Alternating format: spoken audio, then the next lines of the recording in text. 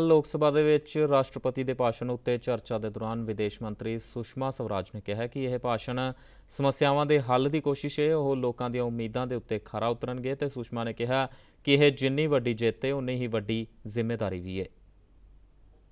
पुराने 5 वर्षों से ऐसे लगता था जैसे देश ठप हो गया है, कुछ चल नहीं रहा था, लेकिन हमारे सामने ये चुनौती है इस ठप देश को खड़ा करने की, खड़ा करके चलाने की और चलाने के बाद दौड़ाने की।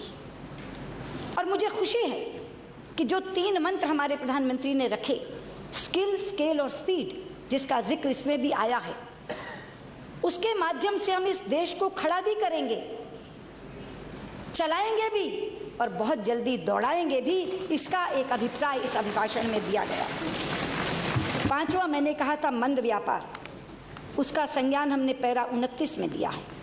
वैश्विक व्यापार में अपनी भागीदारी को बढ़ाने के लिए कार्य पद्धतियों को सरल बनाया जाएगा और व्यापार ढांचा मजबूत किया जाएगा ताकि कारोबार संचालन, समय तथा लागत में कमी लाई जा सके।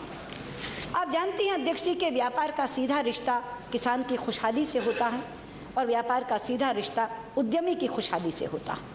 अगर आपका मैन्युफैक्चरिंग सेक्टर खुश है तो व्यापार खुश है, अगर किसान की जेब में पैसा है तो व्यापार खुश है।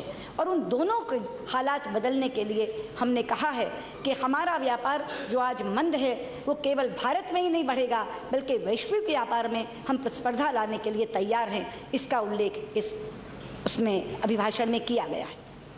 7वां मैंने कहा था युवा बेरोजगार, उसका संज्ञान हमने इसके पैरा 12 में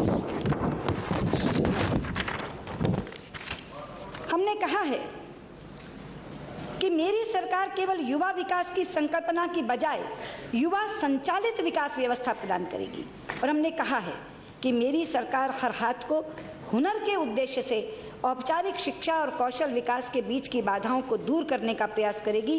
मेरी सरकार हुनरमंद भारत के लक्ष्य से नेशनल मल्टी स्किल मिशन भी शुरू करेगी। आप जानती हैं कि बेरोजगारी केवल सरकारी नौकरियों से दूर नहीं हो सकती, उसके लिए हमारे युवजन में कौशल का विकास करने की बहुत आवश्यकता है। खबरां दी दुनिया विच आओ, साडे नाल कदे भी ते कितों भी जुड़ो। आपां मिलांगे फेसबुक ते, असीं दिखांगे यूट्यूब ते, सानू फॉलो करो ट्विटर ते। खबरां नाल जुड़े रहो दिन रात।